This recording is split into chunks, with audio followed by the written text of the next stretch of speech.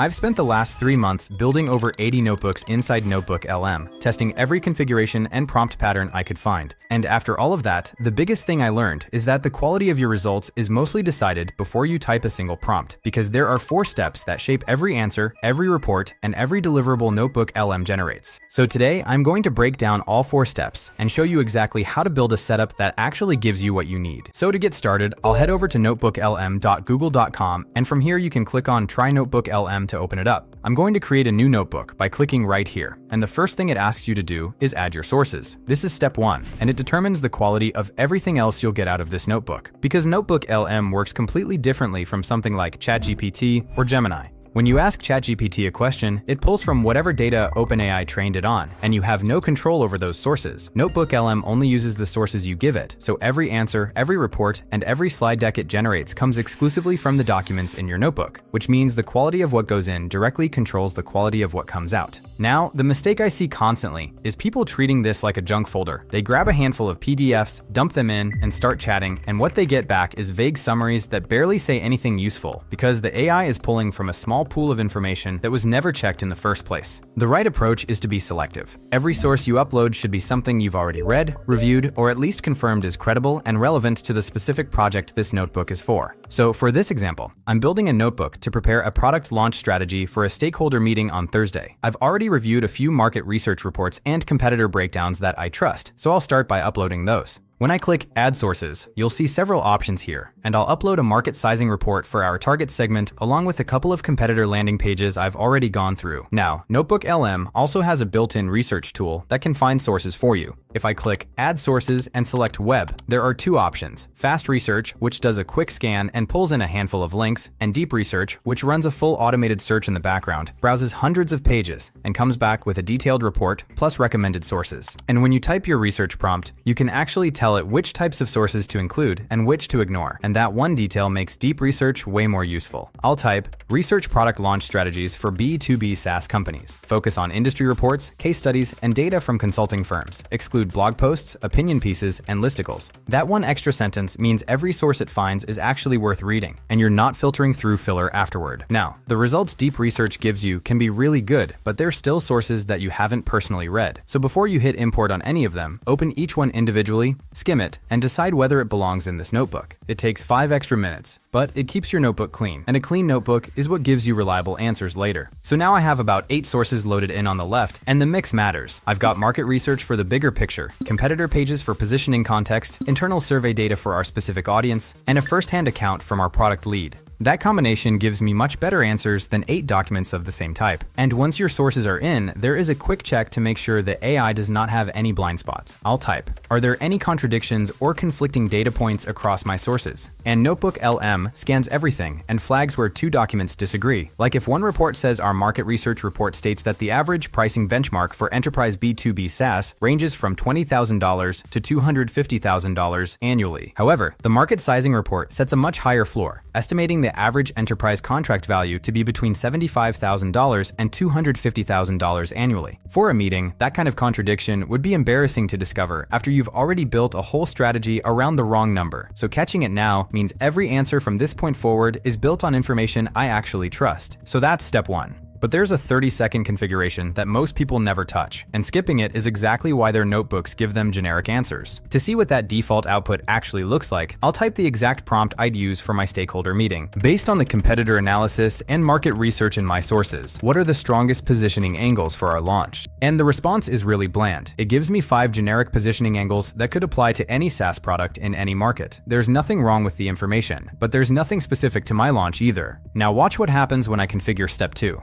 I'll click right here where it says Configure Notebook, and this opens up 2 settings that are easy to miss, but leaving them on default is exactly why everything you generate feels so generic. The first setting is the conversational goal, and you have 3 options. Default gives you general purpose responses. Learning Guide frames responses as educational content, and Custom lets you define exactly what role you want NotebookLM to play. I always go with custom because this is where you tell NotebookLM how to think about your sources. So for this product launch notebook, I'll type, act as a product marketing strategist, preparing a B2B SaaS launch. Prioritize competitive positioning, messaging clarity, pricing sensitivity, and go-to-market sequencing. The second setting is response length. For research and analysis work, I go with longer because I want detailed breakdowns. And for a daily briefing notebook where I just want highlights, I'd set it to shorter. I'll click save, and now I'll ask the exact same question I asked 30 seconds ago. And the difference is obvious. Instead of a generic response, I'm getting positioning angles that pull from actual competitor weaknesses in my sources and connect them to what our beta users said, because that's what I told it to focus on. And if you're not sure how to phrase the custom role, you can actually ask NotebookLM itself. Before you even configure anything, type in the chat. Based on the sources in this notebook, suggest 3 custom roles I should configure for the most useful responses. It'll analyze your documents and recommend roles that match the content,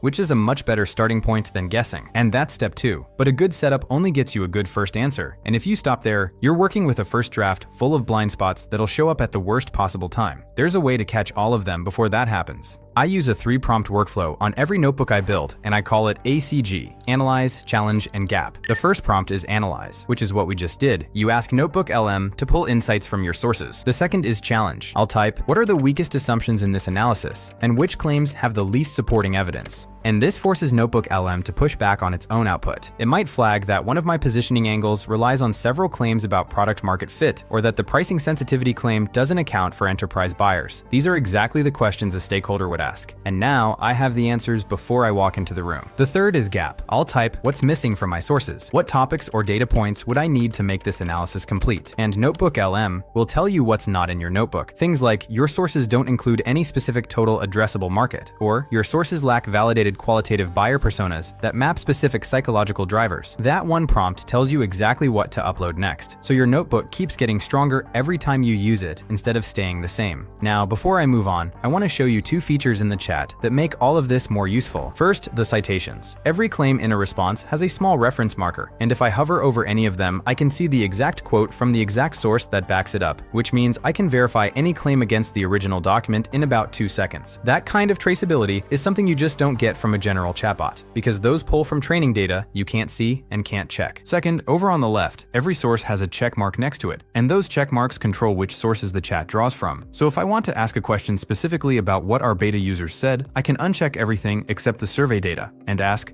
what were the top 3 concerns beta users mentioned about our pricing? And the response comes from only those documents, which is exactly what you need when you want a targeted answer instead of a blended summary across everything. Now, once I get an answer I want to keep, I can click Save to Note right here, and it shows up in the right side panel. But there's something here that's easy to overlook. If I click the 3 dots on that note and hit Convert to Source, that answer I just generated now lives alongside my original documents. So the next time I ask a question, NotebookLM draws from my analysis on top of the raw data, which means the notebook is now building on its own output. So now every time I run ACG, I save the best answers, convert them to sources, and the next round of questions is automatically better because the notebook has more context to work with. One more thing, if you use Google Gemini, there's a way to chat with your notebooks outside of NotebookLM. Inside Gemini, click the plus icon and select NotebookLM, and you can pick any notebook you've built. It's useful when you're away from your desk and need a quick answer, but the trade-off is that Gemini sometimes mixes in information from its own training data, so you won't always get purely source-based answers the way you do inside NotebookLM itself. So that's step 3.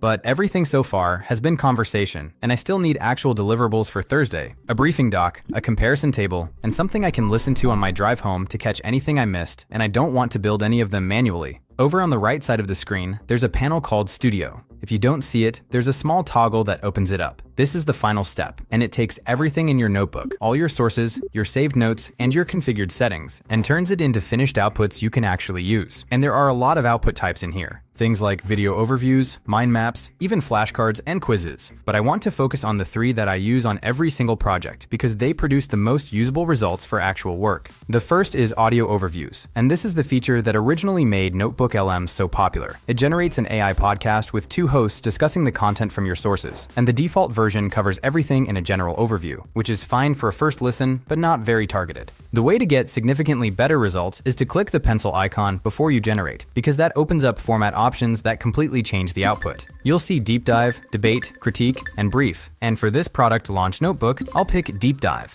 I'll also add a focus instruction. Focus on whether our pricing model is competitive enough based on the market data, and challenge any assumptions in the beta user feedback. Once it generates, the two hosts will actually argue different positions using data from my sources. And there's an interactive mode where I can click join and ask them a question mid-conversation. They'll pause, answer using the notebook's information, and then pick up where they left off, which is great for digging into a specific point without regenerating the whole thing. So for my Thursday meeting, I'm listening to this on my drive home, and if the hosts poke a hole in my pricing argument, I know exactly what to fix before I present. The second output type I use constantly is reports. When I click on reports, there are preset formats at the top, things like briefing doc, and below those are suggested formats that NotebookLM creates based on what's actually in my notebook. So for this product launch, it's suggesting strategic playbook and operational framework, which are specific to the content I uploaded. I'll click Briefing Doc, and it generates a multi-page executive summary pulling findings from every source. This is the kind of document that used to take me an hour and a half to put together manually, and it generates in about 90 seconds. And if the presets don't fit, I can click Create Your Own and describe exactly what I need. And it builds that for me. So instead of walking into Thursday's meeting with notes from a chat conversation, I have a formatted briefing doc and a complete execution checklist that look like they took a full day to put together. The third is data tables. And for business use, this might be the most valuable feature in the entire tool. NotebookLM pulls data from across your sources and organizes it into structured tables, and you can export them directly to Google Sheets. I'll type, create a comparison table of all three competitors with columns for pricing tiers, free trial length, onboarding support, and the biggest weakness mentioned in my sources. And it pulls the data from across all 8 sources, organizes it into a clean table, and gives me something I can export, edit, and send out in about a minute. If you're working with other people, you can share your notebook by clicking the share icon in the top right. You can give someone full access so they can add sources and chat with the notebook themselves, or you can limit it to chat only, so they can ask questions but can't change anything. That means you build the notebook, set up the configuration, choose the sources, and anyone you share it with pulls from the same setup without accidentally breaking it. And that convert to source trick inside the chat is what makes this whole system compound, because every answer you save makes the next response even more accurate. So if you want to start building notebooks like this, head over to notebooklm.google and set one up using the 4 steps from this video. And if you want to learn how Gemini works alongside NotebookLM, I've got a video right here that covers exactly that. Go ahead and click on it, and I'll see you there. Thanks for watching, and I'll see you in the next one.